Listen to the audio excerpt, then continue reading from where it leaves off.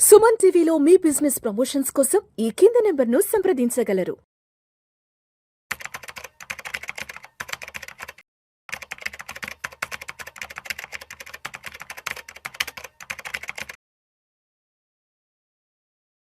నమస్తే, welcome to Suman TV. నేను విష్ణు. ప్రస్తుతం మనతో పాటు senior stock market analyst Ramachandramurthy గారు ఉన్నారు. వారితో మాట్లాడదాం. సార్ రామచంద్రమూర్తి గారు నమస్తే. సార్ నమస్తే విష్ణు గారు. రామచంద్రమూర్తి గారు, ఒక్కసారి ఇవాళ మార్కెట్ క్లోజింగ్ ఎక్కడో చూద్దాం. 12th ఫిబ్రవరి థర్స్డే. సెన్సెక్స్ విషయానికి వస్తే 558 పాయింట్ల నష్టంతో 83,674 వద్ద క్లోజ్ అయింది. నిఫ్టీ విషయానికి వస్తే 146 పాయింట్ల నష్టంతో 25,807 వద్ద క్లోజ్ అయింది. అంటే నిఫ్టీ బ్యాంక్ విషయానికి వస్తే 5 పాయింట్ల నష్టంతో 60,739 వద్ద క్లోజ్ అయింది. సో ఇవాళ చూస్తే మార్కెట్లో చాలా పెద్ద ఫాలే జరిగింది. ఒకనొక టైంలో సెన్సెక్స్ దాదాపు 600 పాయింట్ల వరకు లో వెళ్ళడం జరిగింది. సో ఎందుకంటారు ఇవాళ మార్కెట్ దాదాపు 600 పాయింట్ల లోని కూడా చూడవలసి వచ్చింది, ఇంత ఫాల్ని చూడవలసి వచ్చింది అసలు? యాక్చువల్గా సార్, ఇప్పుడు మనం లాస్ట్ జనవరి నుంచి డిసెంబర్ అంతా ఈ ఫాల్ చూసి చాలా ఇసిగిపోయి ఉన్నాం అందరం కూడా, ఇన్వెస్టర్స్ కానీ అసలు చెప్పేవాళ్ళు మేము కానీ మార్కెట్స్ అసలు ఎప్పుడు పైకి వస్తాయి అంటే. అలాంటిది యుఎస్ ట్రేడ్ డీల్ జరిగింది, కొంచెం మార్కెట్లో మంచి రోజులు వచ్చాయి, ఇండియన్స్ కూడా ఎఫ్ఐఎస్ బాగున్నారు అని కొంచెం అనేలోపు ఇప్పుడు ఈ ఐటీ ఇష్యూ వచ్చి పెద్ద రప్చర్ అయిపోయింది అనమాట. అక్కడ ఏంటంటే ఈ ఆర్టిఫిషియల్ ఇంటెలిజెన్స్ వచ్చి ఈ ఐటీ కంపెనీస్ని వాటికి ఒక మనుగడ ప్రశ్నార్థం అయిపోతుంది అనేది ఒక న్యూస్ వచ్చింది. రీసెంట్గా ఆంథ్రోపిక్ టూల్ రావటం, ఇవన్నీ ఎంత నిజమో కానీ మార్కెట్ అయితే దాన్ని బాగా షివరింగ్ అయిపోయింది. సో ఐటీ కంపెనీస్ ఇప్పటిదాకా మనకి బ్యాక్ బోన్గా ఉన్న IT companies, Indian IT companies అంటే వరల్డ్లో గ్లోబల్ సర్వీసెస్ ఇచ్చి అవి డౌన్ అవటం అనేది మేజర్గా మార్కెట్ని డ్రాగ్ చేస్తున్నాయి. మిగతా అన్ని సెక్టర్స్ బాగానే ఉన్నాయి, బ్యాంకింగ్ చాలా బాగుంది, ఆటోమొబైల్ చాలా బాగుంది, కానీ ఈ ఐటీ సెక్టర్ వల్ల మొత్తం మార్కెట్ అంతా డ్రాగ్ అయింది. మీరు చూస్తే ఐటీ సెక్టర్లో ఇవాళ అసలు ఎన్నడూ లేనంత ఫాల్ కనపడుతుంది. టీసీఎస్లో 5%, ఇది యాక్చువల్గా టీసీఎస్ లాస్ట్ 2 years నుంచి చూసుకుంటే 30% కరెక్షన్ అయింది. అలాగే మీకు ఎల్టీఐ మైండ్ సెట్ కానీ, ఇన్ఫోసిస్, ఒరాకిల్, కోఫోర్జ్ ఇవన్నీ కూడా 25-30% హైస్ నుంచి డౌన్ అయిపోయి ఆల్మోస్ట్ ఇవాళ చూసుకున్న ఒకటి 6% మినిమం ఫాల్ అయింది. ఆల్మోస్ట్ ఇవాళ ఐటీ ఇండెక్స్ మొత్తం ఫాల్ అయిపోయింది, రెడ్ లోనే ఇవాళ అయితే మొత్తం రెడ్ లోనే ఉంది. సో మొన్నటి దాకా ఏంటంటే జస్ట్ నిన్న కొంచెం పాజిటివ్ వచ్చింది, సో రికవర్ అవుతున్నాయిలే మా ఇండెక్స్ తో పాటు అనుకున్నాం. అలాంటిది ఇప్పుడు ఐటీ డ్రాగ్ అయిపోయింది. అసలు జనరల్గా ఏంటంటే డౌన్ అయితే ఎవరన్నా బై చేసుకుంటాం తగ్గినప్పుడు. ఇప్పుడు అసలు ఈ ఐటీ ఇండెక్స్ లో మళ్ళీ కొనాలి, బాటంలో బై చేయాలి, మళ్ళీ రేపు పొద్దున్న పెరుగుతాయి అంటానికి కూడా చెప్పలేకపోతున్నాం. ఎందుకంటే అంత వరస్ట్గా ఈవెన్ రిజల్ట్స్ కూడా ఎక్కడ చూసుకున్న 5%, 9% గ్రోత్ కనపడింది, కానీ మంచి రిజల్ట్స్ అసలు ఐటీస్ ఇవ్వలేదు ఈ లాస్ట్ 1 year నుంచి కూడా.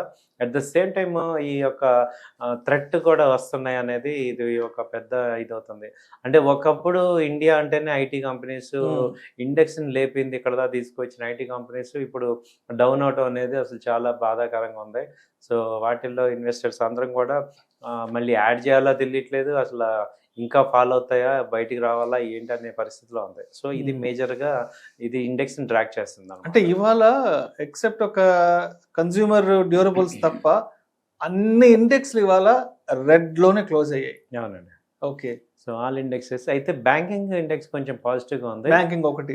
బ్యాంకింగ్లో ఇంకో గొప్ప విషయం ఏంటంటే ఐసిఐసిఐ బ్యాంక్ వాళ్ళ 5th లార్జెస్ట్ ప్లేస్కి వచ్చింది, టీసీఎస్ని ఓవర్టేక్ చేసింది, వాళ్ళ 5th లార్జెస్ట్. అలాగే ఎస్బీఐ రిజల్ట్స్ అసలు అవుట్ స్టాండింగ్ రిజల్ట్స్ ఇచ్చింది.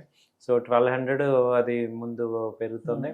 సో ఎస్బీఐ కానీ ఇవి బ్యాంకింగ్ ఇండస్ట్రీ చాలా బాగున్నాయి.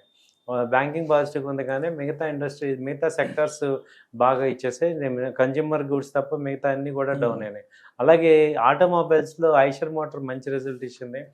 సో దానివల్ల ఏమైందంటే ఐటీ కంపెనీస్ అన్నీ కూడా అదే ఆటోమొబైల్ కంపెనీస్ అన్నీ బాగా వచ్చాయి. ఈవెన్ M&M కానీ తర్వాత టాటా మోటార్స్ కూడా బాగా రిజల్ట్ ఇచ్చింది. సో ఆటోమొబైల్ అంటే నెక్స్ట్ కనపడుతుంది. మనం ఒకసారి సెక్టర్స్ మాట్లాడితే ఇప్పుడున్న రిజల్ట్స్ ప్రకారం చూస్తే ఇవి బాగా వచ్చాయి. Tata Motors out standing results వచ్చాయి, ఎలక్ట్రిక్ వెహికల్స్ కానీ దీనికి కానీ. ఆ తర్వాత ఫార్మాలో చూసుకుంటే అపోలో హాస్పిటల్ బాగా రిజల్ట్స్ బాగున్నాయి. తర్వాత మనకి డివీస్ కానీ బాగానే వచ్చాయి, డివీస్ కానీ ఈ సిప్లా ఇవన్నీ కూడా ఇప్పుడు ఏమనుకున్నా అంటే ఎప్పుడైతే యుఎస్ ఎఫ్డి ట్రేడ్ డ్రిల్ వచ్చిందో ఇప్పుడు ఐటీను ఫార్మానే కదా నెక్స్ట్ మనకి ఎక్స్పోర్ట్స్. సో ఫార్మా కూడా మంచి పెరగాలి, ఇప్పుడు బాటంలో ఉన్న ఇవన్నీ బై చేసుకుందాం అనే టైంలో ఇలాంటి న్యూస్ రావటం అనేది కొంచెం బ్యాడ్గానే ఉంది మనకి. ఇప్పుడు ఐటీ ఇండెక్స్ మీద నెగిటివ్ వచ్చింది. రైట్. సార్ ఇప్పుడు అదే విధంగా మొన్న ట్రంప్ టారిఫ్స్ చూస్తే మనకి 25 నుంచి ఆల్మోస్ట్ 18% తగ్గించాడు. అండ్ మొన్నటి వరకు కూడా ఆల్మోస్ట్ అన్ని ఏషియన్ కంట్రీస్ లో ద లోయెస్ట్ ట్యాక్స్ రేట్ మనకంటూ మాట్లాడుకున్నాం. బట్ ఇప్పుడు వేరే దేశానికి కూడా మనకంటే ఒక 2 పాయింట్లు ఏదో తగ్గించారని కూడా విన్నాను. ఎంతవరకు నిజం అది? బంగ్లాదేశ్ కి ఫేవర్ చేశారు సార్, బంగ్లాదేశ్ కి. ఓకే. ఎందుకంటే బంగ్లాదేశ్ లో ఇప్పుడు లోకల్ ఎలక్షన్స్ ఉన్నాయి, వాళ్ళు బంగ్లాదేశ్ లో ఒక పార్ట్ అమెరికా బేస్ అవడానికి చూస్తుంది. సో ఆ ఇంటర్నల్ దానిలో ఈ బంగ్లాదేశ్ లో మేజర్ ఏంటంటే కాటన్, యార్న్ వాళ్ళు ఎక్కువ ఎక్స్పోర్ట్స్ ఉంటాయి, అవి ఎక్కువ పండుతాయి అన్నమాట. కాబట్టి టెక్స్టైల్ ఇండస్ట్రీకి కొంచెం నెగిటివ్ తప్ప మిగతా బంగ్లాదేశ్ మనకి ఇంకా ఏ రకంగానే కాంపిటీషన్ కాదు. బట్ వాటికి కొంత తగ్గించారు. ఈవెన్ మనకి అది కూడా మనకి ఏమి ఇచ్చారంటే ఇన్సూరెన్స్, కాటన్, యార్న్ ఇవన్నీ కూడా మనకు కూడా సేమ్ రేట్కి ఇస్తారు అని చెప్తున్నాడు. సో మిగతా అన్ని కూడా మనకి బాగానే ఉంది. అయితే ఇంకా మెటీరియలైజ్ అవ్వాలి, మార్చిలో అగ్రిమెంట్ మెటీరియలైజ్ అవుతుంది అనేది చెప్తున్నారు.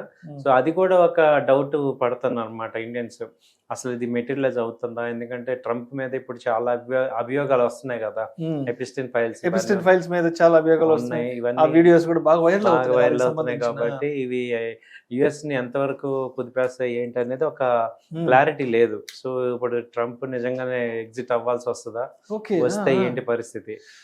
ఓ మై గాడ్. ఇది ఒకటి కూడా మార్కెట్ లో అన్సర్టనిటీ అవుతుంది. సో ఇప్పుడు అక్కడ ఏంటంటే పెద్ద ఎత్తున నిరసనలు అయితే జరుగుతున్నాయి, అవుట్ రీచ్ వస్తుంది. సో ఏమవుతుంది దాని ఇంపాక్ట్ మరి ఇప్పుడు ఏమవుతుంది అనేది చూడాలి.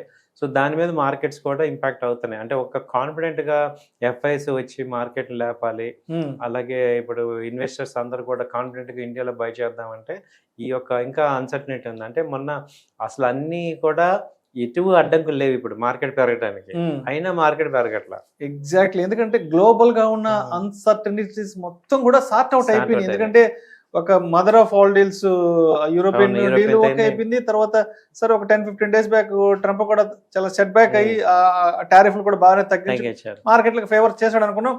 బట్ ఇప్పుడు మళ్ళీ ఎపిస్టిన్ ఫైల్స్ రూపంలో కొంత ఇబ్బంది రావచ్చేమన్న ఎక్స్పెక్టేషన్, స్పెక్యులేషన్ నడుస్తుంది. అవునండి. సో అది వచ్చిందంటే ఇప్పుడు నెక్స్ట్ ఏంటి అనేది అర్థం కావట్లేదు, ఎందుకంటే పెద్ద పెద్ద వాళ్ళందరూ కూడా ఇన్వాల్వ్ అయ్యారు. సో ఇలా కూడా జరుగుతుందని మనం చూస్తున్నాం. సో దాని ఇంపాక్ట్ ఇంకా ఏంటంటే మార్కెట్లోకి ఇంకా పాస్ అవ్వలేదు. ఇది ఫస్ట్ స్టెప్ అనుకోవాలా ఇండియన్ మార్కెట్, లేకపోతే ఇక్కడ తాగుతుందా అనేది తెలియట్లేదు. అయితే దీనివల్ల ఏంటంటే ఎఫ్ఐఎస్ కానీ వీళ్ళందరూ రావట్లేదు అనమాట, కొంచెం ఇది అవుతుంది. అయితే మనం డిఏఎస్ఏ కానీ రీటైల్ క్లయింట్స్ కానీ మనం ఏంటంటే ఇప్పుడు కంపేరిటివ్గా డిసెంబర్ మీద కొంచెం బెటర్గా ఉన్నాం. ఒక్క సెక్టరే ఫాలో అయింది కానీ మిగతా అన్ని కొంచెం పర్వాలా. ఇప్పుడు డిఫెన్స్ సెక్టర్లో హాల్ మంచి రిజల్ట్ వచ్చింది, ఇవాళ వచ్చింది. సో బాగానే ఉంటుంది. అలాగే మీ హాల్ సెక్టర్ అంటే డిఫెన్స్ సెక్టర్ కూడా నిలబడే ఛాన్సెస్ ఉన్నాయి. మంచి 30% దాకా ప్రాఫిట్ వచ్చిందంట. సో ఇవి కొంచెం పాజిటివ్ తీసుకెళ్తున్నాయి, ఆటోమొబైల్, డిఫెన్స్, అలాగే ఈ ఫార్మా. సో మిగతా సెక్టర్స్ అన్ని కూడా సెట్ బ్యాక్ అవుతాయి. ఇప్పుడు ఒక విషయం స్పష్టంగా చెప్పండి రామచంద్రమూర్తి గారు, ఇప్పుడు ఈ ఆంథ్రోపిక్ ఏఐ టూల్ కొంత మార్కెట్లోకి ఎప్పుడైతే ఆ వార్తలు వచ్చాయో అప్పటి నుంచి ఐటీ ఇండెక్స్ అనేది బాగా ఫాల్లో ఉండడం జరుగుతుంది. ఐటీ స్టాక్స్ మీద ఆల్మోస్ట్ చాలా డిస్కౌంట్లో కూడా వస్తున్నాయి కదా. సో ఇప్పుడు అంటే ఇప్పటి వరకు ఐటీ స్టాక్స్లో ఇన్వెస్ట్ చేయలేని వాళ్ళు, ఇప్పటి వరకు ఐటీ ఇండెక్స్లోకి ఎంటర్ కాని వాళ్ళు మరి దీన్ని ఒక ఆపర్చునిటీగా తీసుకొని, అంటే ఇప్పుడు ఏదైతే ఐటీ ఇండెక్స్ లో చాలా ఫాల్ కనిపిస్తుందో, చాలా వాలటాలిటీ చాలా స్పష్టంగా కనిపిస్తుంది కాబట్టి, సో ఇప్పుడు దీన్ని ఎవరైనా ఆపర్చునిటీగా తీసుకొని ఒక లాంగ్ టర్మ్ వ్యూ పెట్టుకొని నెక్స్ట్ ఒక 2-3 ఇయర్స్ వరకు మనకి ఇబ్బంది లేదు అని ఇప్పుడు ఎవరైనా కొనుక్కోవడానికి మంచి ఛాన్స్ అంటారా? అంటే ఇప్పుడున్న ఐటీ అన్సర్టనిటీని దృష్టిలో పెట్టుకొని. ఎక్సలెంట్ క్వశ్చన్ అడిగారు సార్. ఇది యాక్చువల్గా ఏంటంటే ఎప్పుడైనా గుర్తుపెట్టుకోవాల్సింది ఏంటంటే సెక్టర్ మొత్తం డౌన్ అయితే అది అడ్వాంటేజ్. ఓన్లీ ఒక్క కంపెనీ ఫాలో అయ్యి సెక్టర్ అంతా బాగుండి ఒక్క కంపెనీ ప్రాబ్లం వచ్చింది అనుకోండి, అప్పుడు ఆ కంపెనీ ప్రాబ్లం. ఇప్పుడు ఇండస్ట్రీ ప్రాబ్లం కాబట్టి ఇండస్ట్రీ మళ్ళీ సర్వే అవుతుంది. కాబట్టి మనం ఏం చేయాలంటే 20% మనం ఒక సెక్టర్లో ఇన్వెస్ట్ చేసుకోవాలి, టోటల్ అమౌంట్ చేయకూడదు. ఇప్పుడు నా దగ్గర 5 lakhs ఉంది అనుకోండి, ఓకే ఒక 20% ఐటీ సెక్టర్లో పెట్టుకోవాలి, అంతేకాని టోటల్ ఎక్కువ ఏ సెక్టర్లో కూడా 20% కన్నా ఎక్కువ ఉండకూడదు. సో అది మనకి గోల్డెన్ థంబ్ రూల్. కాబట్టి మీరు ఒక 20% వరకు ఎవరైతే ఇన్వెస్ట్ చేయలేదో వాళ్ళు ఇన్వెస్ట్ చేసుకోవచ్చు. లేదా ఆల్రెడీ ఇన్వెస్ట్ చేశాను అయినా అన్న వాళ్ళు కూడా ఇంకో 20% యాడ్ చేసుకోవచ్చు. సో ఇది ఒక మంచి పాలే కాబట్టి, ఎందుకంటే ఈ కంపెనీస్ మళ్ళీ ఆటోమేటిక్గా అవి అదర్ ఆల్టర్నేట్ చూసుకొని సర్వే అవుతాయి. అవునవును. సో ఇవేమి పెద్ద కంపెనీస్ మన ఎకానమీకి వెన్నుదనగా నిలిచే పెద్ద కంపెనీస్, ఇన్ఫోసిస్, టీసీఎస్ ఇవంతా కూడా. కాబట్టి వాళ్ళు ఏంటంటే కాస్ట్ కటింగ్ అని రిస్ట్రక్చర్ అని చేసుకొని ఇంకా అదర్ యాక్టివిటీస్ లో వాళ్ళు తట్టుకొని నిలబడతారు, కానీ క్లోజ్ అయ్యే కంపెనీలు కావు. అంటే ఇప్పుడు హై ప్రైస్ ఉన్నప్పుడు ఎవరైతే కొనలేకపోయారో అటువంటి వాళ్ళు ఎంటర్ అవ్వడానికి this is the opportunity. Market అంటే మార్కెట్ కొంత ఫాల్ లో ఉంది, ప్లస్ ఐటీ ఇండెక్స్ కూడా చాలా డౌన్ ట్రెండ్ లో ఉంది కాబట్టి ఎంటర్ అవ్వడానికి అవకాశం అయితే. అవునండి. ఇంకా బెస్ట్ ఏం చెప్పచ్చు అంటే, ఇప్పుడు ఒక కంపెనీ పెర్ఫామ్ చేస్తుంది లేదా తెలియదు కాబట్టి ఐటీ బీస్ కొనుక్కోవచ్చు. సో సెక్టర్ మొత్తాన్ని మనం ఇండెక్స్ ఫండ్ లాగా ఐటీ బీస్ ఉంది కాబట్టి ఐటీ ఇండెక్స్ బీస్ కొనుక్కుంటే మ్యూచువల్ ఫండ్ లో మనకి అది చాలా అడ్వాంటేజ్. రైట్. అండ్ నిఫ్టీ విషయానికి వస్తే, నిఫ్టీ సపోర్ట్ అండ్ రెసిస్టెన్స్ ఏం చెప్తారు? నిఫ్టీ సపోర్ట్ అయితే ఇప్పుడు 25,700, 600 మేజర్ సపోర్ట్. మళ్ళీ రేపు కూడా కొంచెం డౌన్ అయ్యి ఫ్రైడే కాబట్టి రేపు 25,500 టెస్ట్ చేసి మళ్ళీ పైకి వెళ్ళే ఛాన్సెస్ ఉన్నాయి. సో మిగతా సెక్టర్స్ అన్ని కూడా అప్ ట్రెండ్ లో ఉన్నాయి. మేజర్గా ఇంకోటి ఏంటంటే, ఎప్పుడైనా కానీ ఏమవుతుందంటే ఒక సెక్టర్ డౌన్ అయినప్పుడు ఇంకో సెక్టర్ లీడ్ చేస్తుంది. ఇప్పుడు ప్రెసెంట్ బ్యాంకింగ్ ఇండస్ట్రీ లీడ్ చేస్తుంది, ఫైనాన్స్, బ్యాంకింగ్ లీడ్ చేసి అది అవుట్ పర్ఫార్మ్ చేస్తే ఈ ఇండెక్స్ని పైకి తీసుకెళ్ళగలరు.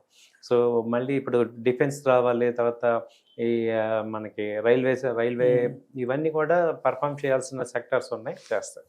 రైట్. సో మరి రేపటికి మార్కెట్ ఎలా సిద్ధంగా ఉండాలి? ఫిబ్రవరి 13 శుక్రవారంకి రేపటి మార్కెట్ ఎలా ఉండొచ్చు? ఎందుకంటే ఇవాళ గురువారం అయితే మాత్రం ఐటీ ఇండెక్స్ లో చాలా పెద్ద జర్క్ అయితే చూసాం కాబట్టి రేపటికి మార్కెట్ ఓపెనింగ్ టైంకి ట్రేడర్స్ ఆర్ ఇన్వెస్టర్స్ ఏ విధంగా సిద్ధంగా ఉండాలి? రేపు కూడా ఫస్ట్ వస్తే గ్యాప్ డౌన్ వస్తుంది సార్, గ్యాప్ డౌన్ వచ్చి రికవర్ అవుతుంది. లేదు మార్నింగ్ కొంచెం పెరిగినా ప్రాఫిట్ బుకింగ్ అయ్యి రేపు కూడా క్లోజింగ్ డౌన్ అయ్యే ఛాన్సెస్ ఉంటాయి. జనరల్గా ఫ్రైడే ఏమవుతుందంటే, ఇంకా ఇప్పుడు ప్రీవియస్ డేని బట్టి ఫ్రైడే ఇద్దర్ డౌన్ అయ్యే ఛాన్సెస్ ఎక్కువ ఉంటాయి అన్నమాట. గ్యాప్ డౌన్ వచ్చి అలాగే ఇవ్వలాగానే, ఎందుకంటే అందరూ కూడా షాక్లోనే ఉంటారు కాబట్టి ఎవరు కూడా బై చేసే మూడ్లో లేరు ఇప్పుడు. కాబట్టి కొంత ప్రాఫిట్ బుకింగ్ అయితే జరుగుతూ ఉంటుంది, కొంత అయితే డౌన్ కనపడుతుంది. Right sir. Thank you sir. Thank you so much. Thank you sir.